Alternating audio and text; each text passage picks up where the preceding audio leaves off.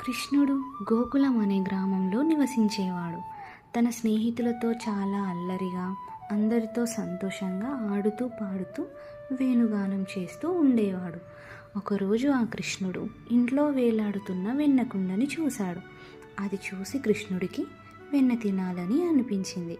అప్పుడు కృష్ణుడు తన స్నేహితులతో కలిసి ఒక ఉపాయం ఆలోచించాడు. స్నేహితులు ఒకరి మీద ఒకరు ఎక్కి నిల్చున్నారు. ఆ తరువాత కృష్ణుడు నెమ్మదిగా పైకి ఎక్కి వెన్నకుండను అందుకోవడానికి ప్రయత్నించాడు. కానీ వెన్నకుండ అంతా నేలపై పడిపోయింది. దాన్ని చూసి కృష్ణుడు, అతని స్నేహితులు నవ్వుతూ కలిసి వెన్న తిన్నారు. అప్పుడే యశోదమ్మ వచ్చింది. యశోదమ్మ వచ్చేసరికి కృష్ణుడు ముఖమంతా వెన్నతో కనిపించింది. యశోదమ్మని చూసిన కృష్ణుడు అమాయకంగా నవ్వాడు. అది చూసి యశోదమ్మ కోపం మర్చిపోయి నవ్వి కృష్ణుని దగ్గరికి తీసుకుంది. Thanks for watching. Do like, share and subscribe.